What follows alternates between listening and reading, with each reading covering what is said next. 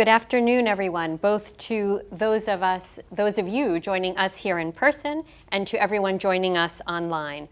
Welcome to this IMF press conference on the conclusion of the 2024 United States Article 4 consultation. I'm Julie Kozak, Director of the Communications Department here at the IMF. By now, you should have the IMF staff's concluding statement, which has also been posted on imf.org. Let me start with introducing our speakers. Kristalina Georgieva, Managing Director of the IMF, Rodrigo Valdez, Director of the Western Hemisphere Department, and Nigel Chalk, Deputy Director of the Western Hemisphere Department and Mission Chief for the United States. The Managing Director will start by delivering some opening remarks, and then we will take your questions in person on WebEx and via the Press Center. Managing Director, over to you. Thank you very much, Julie. Let me start by thanking the U.S. authorities, and especially Chair Power and Secretary Yellen, for the engagement we have had. Very constructive discussion that allowed us to finalize our concluding statement. Today, I would like to make 4 key points. First, on the performance of the U.S. economy. It has been remarkably strong. Activity and employment have exceeded expectations, and the disinflation process has proven less costly than most feared. The U.S. is the only G20 economy whose GDP level now exceeds the pre-pandemic level. This is good for the US, and it is good for the global economy. We expect growth to be a healthy 2% this year on a 4-quarter-over-4-quarter basis and sustain a similar pace over the medium term. Inflation has declined in response to the Federal Reserve's actions, and we see inflation on a path towards the 2% target. The Fed's efforts were aided by important gains in labor supply, including of women, and strong productivity gains. This is what makes the US economy so remarkable vis-a-vis its peers. We expect core PCE inflation to end this year around 2.5% and be back to target by mid-2025. This being said, we do recognize there are important upside risks to this path. Given those risks, we agree that the Fed should keep policy rates at current level until at least late 2024. The economy is doing well, which provides the Fed with significant room to maneuver. The policy rate should be lowered only after there is a clear evidence that inflation is sustainably returning to the 2% target. I want to recognize that a lesson we learned from the last years is we are at the time of more uncertainty. This uncertainty also lies ahead. We are confident, however, that the Fed will move through that uncertainty with the same prudence it has demonstrated over the last year. It would be guided by incoming data and will communicate carefully how it assesses progress in reducing inflation and the implications for the expected path of the policy rate. My third point is on the significant exogenous shocks over the last years. They have pushed further already high debt and deficit levels. Now, when there is a strong economy, it is the time to arrest and reverse this trend. The US has put in place significant fiscal legislation in 21-22. This legislation will have a lasting positive impact in reshaping the US economy. It needs to be complemented, however, with actions to put public debt to GDP on a decisive downward path through a broad range of policies that include raising tax revenues, addressing structural imbalances in the entitlement programs, and looking for savings in non-entitlement spending.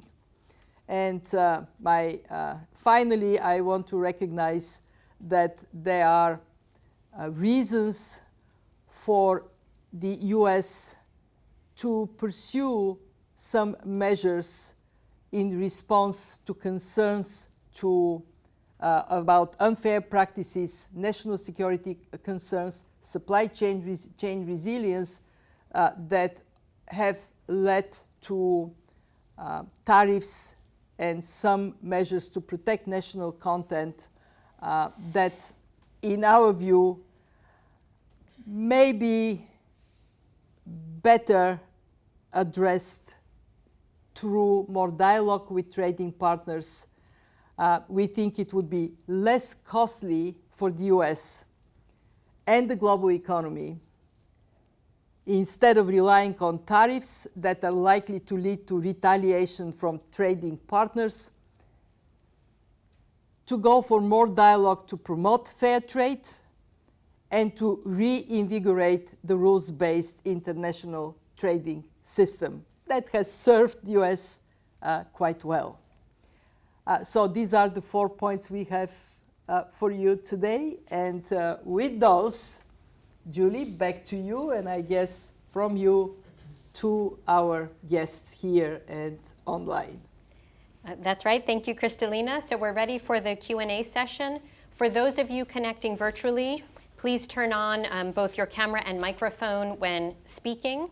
I will also ask that you please introduce yourself and your outlet. Please stick to one question so we can take as many questions as possible in the short time that we have. And also, let me remind you that this is a press conference on the United States. If you have questions about other countries, we'd be happy to respond via our media and social outreach team. All right, so let's start in the room. Daniel, let's start with you. Go ahead. Thank you for doing this. I have a question for you, Managing Director. Daniel Davis, AFP. I was just wondering, you mentioned that you see inflation falling to the Fed's target, 2% target by mid-2025. The Fed's own median dot from its June forecast is for a 2026 return to target. I just sort of wonder why you're feeling more optimistic about the US inflation path than the Fed. Thank you. We actually had this discussion with Chair Powell that our expectation for inflation to come down to target is a bit more optimistic than the Fed's assessment. And it comes from what we have seen as trajectory of inflation since its peak. And it is, if you take that, if you take this trajectory, it gives us some confidence that it would lead to a tangible reduction in inflation and ultimately inflation going down to target by mid-2025. We also see that a very important factor for the strength of consumer demand, which has been reliance on the boost in savings from the pandemic time, may be coming to an end, meaning that the strength that has defined this pressure on goods, but especially services, it may be somewhat less evident. And let me make sure that my colleagues. Yes, I think that's true, and I think the difference is really on where the distribution of risks are. I think we both see risks to the upside, the Fed and our forecasts. I think we have built in more into the baseline the fact the labour market's cooling. As the managing director said, consumption's slowing. We're seeing signs that shelter inflation's finally coming down in a sort of more consistent way. And so I think when we build that all into our forecast, we get inflation coming down a little bit faster than the Fed. But it's 0.2 or 0.3 on the inflation. It is not a significant difference. I also want to recognize that we do agree with the Fed that they need to be careful, they need to be cautious. It is just a matter of how we see the projected trend of inflation, and we are a bit more optimistic. May I say, last year we were a bit more optimistic. Last year we have proven to be right. May we be proven to be right next year, 2025 as well. All right, I'm going to go online. I see one hand up, and I think that is David Lynch. So David, why don't you please go ahead? Lynch for the Washington Post. Good afternoon, Managing Director. I just want to ask you, in connection with the remedies that the statement lays out for the U.S. deficit and debt position, which include tax increases, including on people making less than $400,000 a year, which is something President Biden has explicitly ruled out, and painful entitlement reforms. I'm wondering whether you've seen from your conversations with U.S. officials or any other source any indication at all that the U.S. government is prepared to make those choices, and if not, what are the consequences for the global economy? We have had a very robust discussion with, especially with Treasury, on this topic, and it is consistent with our views on their side that there are steps that can be taken to reduce the deficit. Mind you, we are proposing a fairly long period of time over which these reductions should take place. We are talking about basically within this decade. We are not talking about next year. And our obligation is to present a package of measures that, in our view, would bring an outcome for the US that would put the fiscal position of the US in a stronger place. Our justification is now is a good time. The US economy is very strong, and it is in good times where you can do more to prepare yourself for risks in the future. It is clear, not just in the US, elsewhere in Europe, in other countries, emerging, developing economies, that taking action to create fiscal space for the future is difficult, politically difficult to bring the public on board. Our view is that the more thinking that goes into bringing people on board, recognizing that ultimately it is for the benefit of the economy, the benefit of businesses and households that this is done. The more of that, if you wish, education of people and bringing them on that notion that a strong fiscal position in a world where we experience more frequent and severe shocks is really a good thing. And our part is to present justification for it as we see it coming from evidence, from the data. Okay. Let's go David Lauder. Hi, thanks, Managing Director. David Lauder with Reuters in Washington. Just to follow up on the advice, the fiscal advice that you have for the U.S. I'm just wondering, how concerned are you that the next administration will take things the other way and spend more and increase the debt further?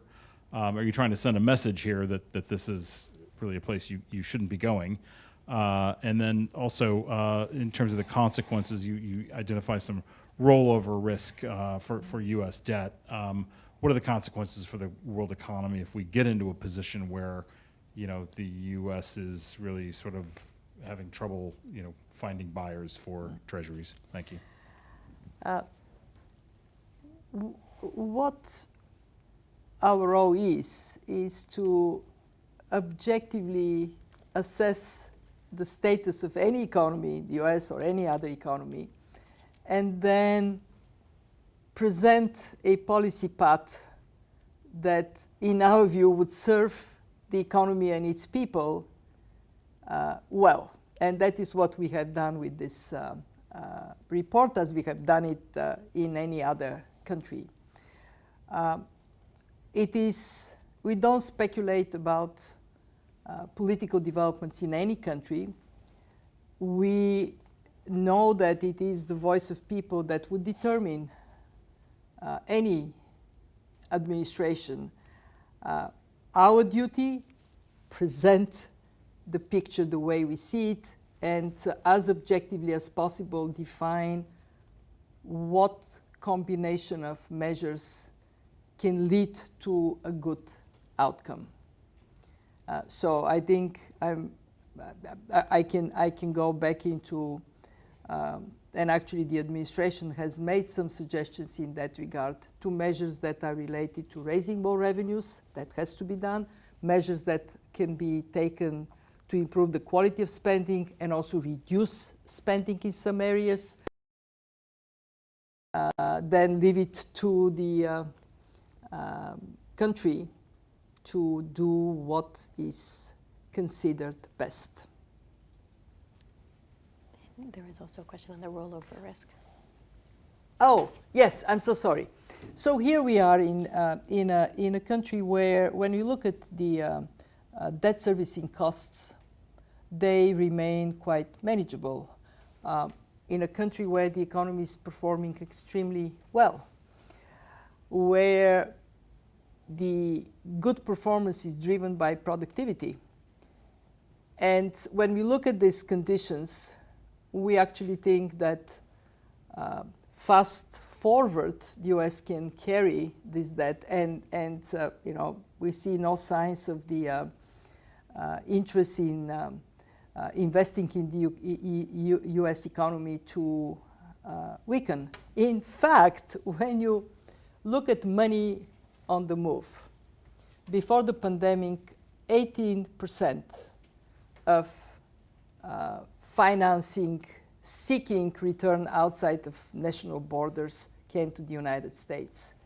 Now it is 33%. 33% of money on the move come to the US. Why is that so? Because of the strong performance of the economy. And when you compare the US to, for example, the Eurozone, what you see are three very significant differences. Number one, innovation-driven economy and productivity as a primary source of growth. Number two, energy security, energy independence and ability, especially when you think about data centers and AI, to secure the energy necessary for them. Number three, ability to tap into labor, both in terms of getting people back to work, getting more women to go to work, and being an attractive place for people from other countries to come to. So when you look at this context, our judgment is that the US debt is sustainable, remains sustainable, and at the same time we're saying, look, debt level have gone up, deficit has gone up. Yes, you can carry it, but if you can bring it down, you would have an even stronger path for the future. Perhaps just one, we're far away from any rollover risk in the US, no? But at the same time, is something that you never want to test. So basically have space for carry on and make the economy even stronger. This is one of the challenges that we see for the medium run. That is, everybody understands that the fiscal needs some work. But it's not that we are even close to problems. I mean, David, the issue is always, I remember my predecessor, Christine Lagarde, would say, when the sun is shining, fix the roof. But like ordinary people who fix the roof more often when it is leaking, there is a temptation for economists to postpone decisions related to debt and deficit for the future rather than take them when the sun is shining, when conditions are good. So what we are doing is to add that voice of reason. You are in a good place, take advantage of it. And then, you know the saying, you can take a horse to water, you cannot force the horse to drink. So I'm going to take one question that's come in through the press center, and then we'll have time for one additional question. But first, let me read the question. It's from Mao Ling from Xinhua News Agency. Mao Ling asks, the U.S. Federal Reserve is delaying its rate cuts. What would be the impact on the U.S. economy, and what would be the impact on the global economy and emerging economies of this delayed rate cut? Well, let me first clarify that we do not believe the Federal Reserve is delaying rate cuts. What the Fed is doing is to be cautious to go for rate cuts when conditions are right, when there is full confidence that there would be no reversal in inflation. And stress that this is important for the US, but it is also important for the rest of the world, because if inflation in the United States is not sustainably brought back to price stability, to levels that give confidence, that would be detrimental for the US, but it also risks, instead of seeing gradual rate cuts, to go for the opposite, to have the Fed to need to actually tighten. So that caution the Fed is exercising is justified. When we look into the prospects, from our perspective, we still see the potential for one rate cut within 2024. Of course, based only on confirming that desirability of this cut data, and then we see potentially further cuts in 2025. Very important for the rest of the world, because when interest rates are high, for those who finance themselves in dollars, that causes increase in debt servicing burden. And what we also know is that when the interest rates are high, the dollar is high. The flip side of it is many national currencies depreciate, making it harder for countries with depreciating currencies to fight inflation on their own ground. Eric, last question is for you. Yes, thank you, Managing Director. I wanted to ask you about this theme of fragmentation that we keep hearing from the fund, because we, certainly in the US election, we have the first presidential debate tonight. We've seen the current administration, which has quadrupled tariffs on the electric vehicles, added some new tariffs, electric vehicles from China, added new tariffs on semiconductors and some other areas, as well as an alternative in the main opposition candidate, who is on the campaign promising 60% tariffs on China, 10% on the rest of the world. How worried are you that, as David asked on the debt and deficit side, that the trend in the U.S. Is only getting towards more protectionism, excuse me, more fragmentation, and just a greater presence of trade barriers in the opposite of the direction that the fund is recommending the U.S. pursue? Well, let me start by stressing that the U.S. is a very open and highly competitive economy.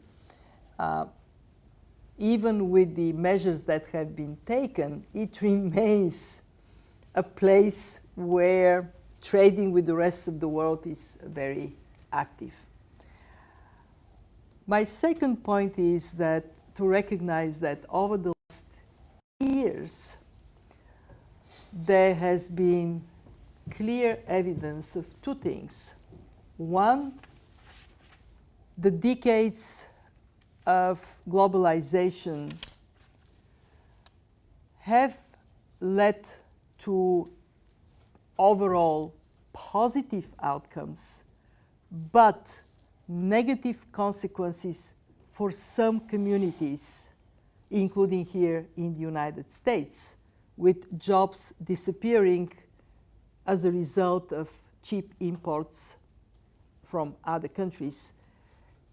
And we, all of us economists, we have been somewhat complacent to reflect on that unfairness of the impact of globalization, and a bit slow to see how that translates into a pushback on what is actually a very good thing for the world economy, for national economies, for people, especially for poor people, because it brings lower prices and it brings bigger access to goods and services. Not just in the United States. If you look at the outcome of elections in Europe, it indicates that this is a genuine concern of a very big part of populations, and it has to be taken seriously. And the second observation that we must make is that both the pandemic and the war in Ukraine, Russia's war in Ukraine, they have demonstrated the fragility of supply chains, and they have reinforced the message that supply chain security is an economic priority. It has to be taken seriously. When you put on top of it the increase in geopolitical tensions, especially since Russia's war, that have made national security a bigger preoccupation, even from an economic perspective, we end up with measures that countries are taking, not just the United States, that are taking to provide security of supply and also to look at ways in which their national interests are best protected. Now, at the fund, we recognize these trends. And at the same time, we are loud and clear on the need for dialogue and solving differences and moderating this impact of strengthening security of supplies, taking measures that have been in the United States and elsewhere now more popular. We would like to bring that voice of reason in the future. We would do it now. We do it in this report. We do it in our broader work, because we genuinely believe that there can be fair and inclusive rules-based international trading system that is mindful of these lessons from the last years. In other words, don't throw the baby with the bathwater. And with those final words, I will thank all of you for joining us here today. We're bringing this press briefing to an end. The transcript will be available, as always, on imf.org. If you have any additional queries, please do not hesitate to reach out to media@imf.org.